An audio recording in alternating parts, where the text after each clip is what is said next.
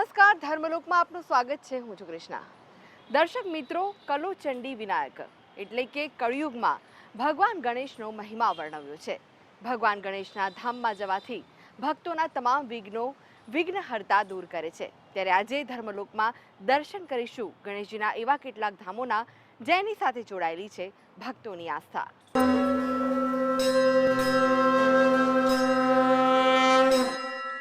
ગણેશજીના ધામમાં ભક્તો પહોંચે છે કારણ કે ગણેશજી ભક્તોની તમામ મનોકામના પૂર્ણ કરે છે।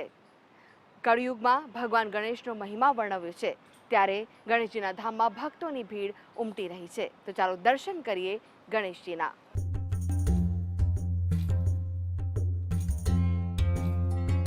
વડોદરાના ખંડેરાવ માર્કેટ રોડ સિદ્ધનાથ તળાવ નજીક સિદ્ધનાથ ગણેશજીનું મંદિર આવેલું છે। આ મંદિર વિસ્તારના લોકો માટે આસ્થાનું પ્રતીક છે। સિદ્ધનાથ ગણેશજીના મંદિર સાથે લોકવાયકા જોડાયેલી છે।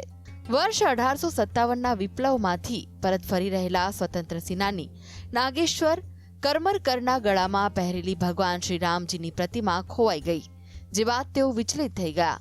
દરમિયાન તેમણે પ્રેરણા મળી ગણેશ મંદિર બનાવવાની, જેથી ભક્તો સાથે મળીને અહીં 165 વર્ષ કરતા પહેલા મંદિર બનાવ્યું, જે સમય જતા લોકો માટે આસ્થાનું કેન્દ્ર બન્યું। અતિ પૌરાણિક એવું ગણેશજીનું આ મંદિર ગણેશજીની પ્રતિમા પર સૂર્યની પ્રથમ કિરણ સીધી પડે તેવી રીતે બનાવવામાં આવ્યું છે। આ મંદિર ઘણું પૌરાણિક છે। આ મંદિર ભગવાનની ભક્તિ સાથે શૈક્ષણિક શક્તિનું પણ ધામ છે। અગાઉના વર્ષોમાં મહારાષ્ટ્રના ખાનદેશથી ગરીબ પરિવારના બાળકોને શિક્ષણ અર્થે વડોદરા આવે ત્યારે તેમની માટે રહેવાની સગવડ ના હોવાથી આ મંદિરમાં રહેવાની સાથે શિક્ષણ આપવાની સગવડ કરવામાં આવી હતી, જેમાં રહીને અનેક વિદ્યાર્થીઓ વિદ્વાન બન્યા છે। વિશિષ્ટતા એ જ છે કે ભગવાનની ઉપર પેલું સૂર્ય કિરણ આવે છે અને ભગવાનની શ્રદ્ધાથી મૂર્તિનો સંબંધ નથી, પણ જે શ્રદ્ધા જે છે ને એના ઉપરથી ભગવાનની પ્રચિતિ આપણને થાય છે। આપણો જે ભાવ હોય, આપણા જે સંબંધ હોય એના ઉપરથી। બાકી મૂર્તિની વિશેષતા એવી કશું નથી કે ભાઈ મૂર્તિની અંદર વર્ણન કરવા જોઈએ। એક જ છે કે આ જે મૂર્તિ છે આ એના કાન પાછળ આ મૂર્તિ એક જ પથ્થરમાંથી બનાવેલી છે, એટલે એના કાન પાછળ જે કાળો રંગ છે, આપણે કાળો રંગ એટલે અશુભ માનીએ છીએ। આ મૂર્તિના કાનના પાછળ અને છેક પેટ સુધી એ કાળા રંગ છે, એટલે જ્યારે હાથની મદોન્મત્ત થાય છે નાચતા એટલે એના ગંડા સ્થળમાંથી મધ વહેવા લાગે છે, આ એના ચિહ્ન છે, એવી આ પ્રચિત છે। લોકોની કયા પ્રકારની મન્નત પૂરી થાય છે એ તો કંઈ કહેવાય નહીં, જેનું કામ થાય એ ખાલી કહેવા માટે આવે કે ભાઈ અમે અહીંયા બાધા રાખેલી અને અમારું કામ પૂરું થયું છે। હું અહીંયા ગાડી 20 વર્ષથી રહું છું, એ ખંડેરાવ માર્કેટના પાછળ, અને આ ગણપતિ જમણી સૂંઢના ગણપતિ છે તેમનું સારું છે। એમને આપણે કંઈ બી માનતા માનીએ છીએ તે પૂરી થાય છે આનાથી।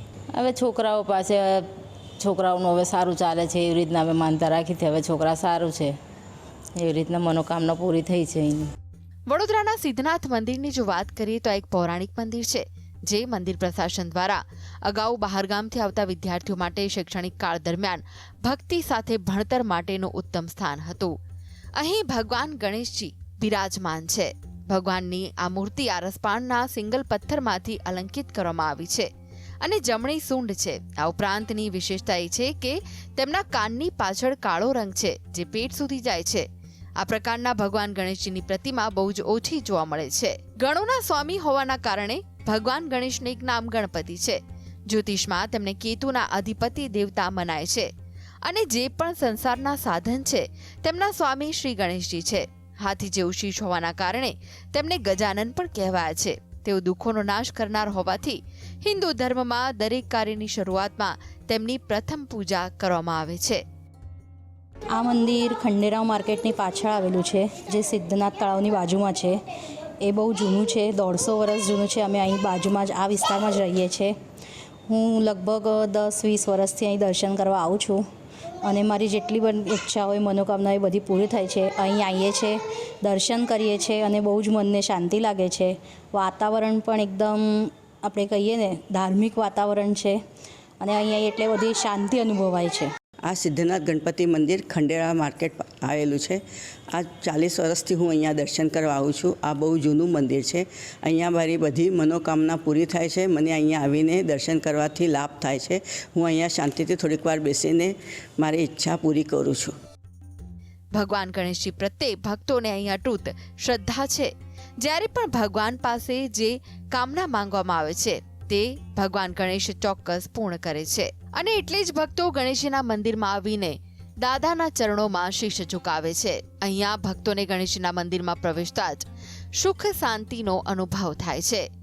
ગણપતિજીને અવરોધો દૂર કરનારા તરીકે વ્યાપકપણે ગણવામાં આવે છે અને સફળતા અને અવરોધોને દૂર કરવા માટે મહત્વપૂર્ણ પ્રયાસો અને ધાર્મિક વિધિઓની શરૂઆતમાં આહવાન કરવામાં આવે છે. તેમને શરૂઆતના સ્વામી તરીકે પણ ઓળખવામાં આવે છે અને નવા સાહસો જેમ કે લગ્ન, ઘર વપરાશના સમારંભો, શૈક્ષણિક કાર્યો દરમિયાન તેમને આવાહન કરવામાં આવે છે. Dharmalok desk, GSTV. આપણા હિન્દુ ધર્મમાં જો કોઈ પણ શુભ કાર્ય કરવાનું હોય તો સૌથી પહેલા પૂજા ગણેશજીની કરવામાં આવે છે. તેમને આમંત્રણ આપવામાં આવે છે અને પછી જ કોઈ પણ શુભ કાર્ય શરૂ થાય છે.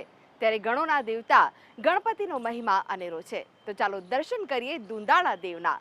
સુરેન્દ્રનગરથી આશરે 5 કિલોમીટર દૂર વઢવાણ નજીક ગણપતિજીનું ભવ્ય મંદિર આવેલું છે, જે ગણપતિ ફાટસર તરીકે ઓળખાય છે. વર્ષો પહેલા જે સમયે રાજા રજવાડાનું શાસન હતું તે સમયે પાણી સંગ્રહ કરવા માટે વઢવાણ નજીક તળાવનું ખોદકામ કરવામાં આવ્યું. ત્યારે તળાવ ખોદકામ દરમિયાન તળાવમાંથી ગણપતિજી અને વાઘેશ્વરી માતાજી સ્વયંભૂ પ્રગટ થયા. તે સમયે વાજતે ગાજતે વાઘેશ્વરી માતાજીને વઢવાણ નજીક મંદિર બંધાવી સ્થાપિત કરવામાં આવ્યા, પણ ગણેશજીને ત્યાં જ બિરાજમાન કરવામાં આવ્યા હતા. ત્યારે સ્વયંભૂ ગણપતિજી વઢવાણ વિસ્તારમાં પ્રગટ થયા. આ દાદા હજારો વર્ષ જૂના છે અને બધાની આસ્થા જોડાયેલી છે. દાદાએ મંગળવારે એમાં ચોથે સંકટ ચોથ, મંગળવાર, રવિવાર માણસો હજારોની પબ્લિકમાં આવે છે, હજારોની સંખ્યામાં, અને બધાને દાદા કાર્ય પૂરું કરે છે. આ દાદા બહુ જૂના છે અને અમે અહીંયા આટલા વર્ષથી આ બધો વિકાસ કરી છે અને દાદાની દયાથી બધું હાલે છે અને દાદા બધાને કાર્ય સફળ કરે. આ ફાટસર દાદા, ગણપતિ ફાટસર દાદાનું મહત્ત્વ એટલું બધું છે કે અહીંયા તળાવ હતું, તળાવ ખોદતા જે નીકળ્યું એમાં 2 મૂર્તિ હતી. ફાટસર દાદા એટલે કહેવાનું કે તળાવ જે ઓલું કરતા દાદાની મૂર્તિ અને વાઘેશ્વરી માની મૂર્તિ, 2 મૂર્તિ અહીં પ્રગટ થયેલી. અને વાઘેશ્વરી માની મૂર્તિ અહીંથી વાતે ગાતે લઈ ગઈ. દાદાની ઈચ્છા અહીંયા જ હતી એટલે લેતા હતા. આમાં હું લગભગ 40 વર્ષ પહેલાંની વાત કરું, 40-20, હું લગભગ 15-20 વર્ષની વયનો હતો ત્યારે આવતો હતો. ત્યારે આ મંદિર એક સાદું મંદિર હતું. મંદિર અમે ખોલતા હતા, દીવો ગોતતા હતા, દીવો પછી દાદાનો દીવો કરતા હતા અને પછી દાદા ફરતા અમે પ્રદક્ષિણા કરતા હતા અને પાઠ કરતા હતા, અર્થવશીષનો પાઠ કરતા, દાદાનો પાઠ કરતા અને પછી પાછું મંદિર ખાલી બંધ કરીને અમે એ રીતે હાવ મંદિર એવી રીતે હતું. કોઈ મંદિરની અંદર બીજું જાળવણી કે અંતર નહોતી. આ એક મંદિર હતું જે સામે, એ મહારાજ આવતા કરાવતા, પણ દિવસે તો અમે જ્યારે આવીએ ને ત્યારે મંદિર એ રીતે જ હતું. અને આ દાદાનું એટલું બધું મહત્ત્વ. અત્યારે તો દાદાનું જે કંઈ હવે આ તો દાદાએ આ દરેક વસ્તુમાં શું છે કે એનો સમય હોય છે. હવે એ જે દાદાએ એનો સમય ઉદય થયો ને એટલે અત્યારે આ ભવ્ય મંદિર આકાર લીધું છે અને અહીંયા હજારોની સંખ્યામાં, ખાસ કરીને તો મંગળવાર અને સંકટ ચોથ હોય, મંગળવારે જ્યારે અંગારક ચોથ અને સંકટ, ત્યારે તો અહીંયા હજારોની સંખ્યામાં માણસો આવે છે. અને હવે તો એવું થયું કે રોજગારીની માટે પણ અહીં દર મંગળવારે આ ગુજરી બજાર ભરાય છે. જેમ મેળાને મેદાનમાં ભરાતી હતી એમ અહીંયા તમે આવો તો હજારો માણસોની સંખ્યામાં આ નાના માણસને પણ રોજગારી મળે છે. અને એ રીતે કેવી જાતની મનોકામના લોકોની પૂર્ણ થાય છે? દાદાની જે કોઈ મનોકામના જે પોતે જે સંકલ્પ કર્યો છે એ આ ગણપતિ ફાટસર દાદા એ પૂર્ણ કરે છે. અમે આ જે ઘણા વર્ષોથી અહીં આવી છે અને અમે સંકટ અમારે જ્યારે કોઈ મનોકામના હોય તો એ દાદા પૂરી કરે છે. કે અમે ભાઈ ચાલીને આવીશું ઠેઠ, અને એ ચાલીને આવે, કલાક સવા કલાક થાય પછી અહીંથી અમે વળતા રિક્ષા કે એમાં મળે. પણ દાદા એટલા બધા ચમત્કારી છે, દાદાનું એટલું બધું તેજ છે કે જે આપણે દાદાના દર્શન કરતાં જ એક આનંદની અનુભૂતિ થાય. આ રીતે છે. ઘણા ટાઈમથી હું ગણપતિ દાદાના દર્શને આવું છું અને મારી ખૂબ આસ્થા અને ભાવના છે આ મંદિર ઉપર. જ્યારથી આ મંદિર નવું બનાવી પહેલાંનો હું આવેલો છું અહીંયા, અને ઘણા લોંગ ટાઈમથી દર મંગળવારે મારા મિત્રો પણ અહીં ઘણા બધા એવા છે કે દર મંગળવારે રેગ્યુલર આવે જ છે. ગણપતિ દાદાને લાડુનો પ્રસાદ અહીં વધારે ધરાવવામાં આવે છે અને લોકોની આસ્થા બહુ છે. સુરેન્દ્રનગર જિલ્લામાં મોટામાં મોટું મંદિર ગણપતિ ફાટક મંદિર છે. તમે જે મનથી ધારો ને કામ ધંધામાં કે કોઈ પણ સંતાન સુખ હોય તો એ ગણપતિ દાદાના દયાથી તમે આસ્થા રાખો એટલે થઈ જાય તમારું. તે સમયે નાનું એવું ગણપતિજીનું મંદિર બાંધવામાં આવ્યું, પણ લોકોની તમામ મનોકામના દાદા પૂરી કરતા હોવાથી ભક્તોનું ઘોડાપૂર દાદાના સાનિધ્યમાં આવે છે. અને આ ભક્તોના કારણે જ અહીં 2018માં ભવ્ય મંદિરનું નિર્માણ કરવામાં આવ્યું. ગૌશાળા પણ બાંધવામાં આવી. દર મંગળવારે હજારો દર્શનાર્થીઓ અહીં દર્શને આવે છે અને ગણેશજીના ચરણોમાં શીશ ઝુકાવે છે. તો અહીંયા ગણેશજીની ભવ્ય આરતી પણ કરવામાં આવે છે. અત્યાર સુધીની દાદાની એવી કૃપા અવિરત છે કે હું કલ્પના નથી કરી શકતો. મને એટલો બધો રોગ ઉત્પન્ન થયેલો શરીરમાં, 15-20 લાખ રૂપિયા ખર્ચો કરેલો, એ બધોય ખર્ચો મને એકદમ સફળતાપૂર્વક દાદાએ પૂર્ણ કરાવેલ છે. અને અત્યાર સુધીનો મારા જેટલા મનોકામના પૂર્ણ કર્યા છે એ બદલ દાદાનો ખૂબ ખૂબ અવિરત કૃપા છે. મારા બાળકો ઉપર અવિરત કૃપા છે, મારી પત્ની ઉપર અવિરત કૃપા છે.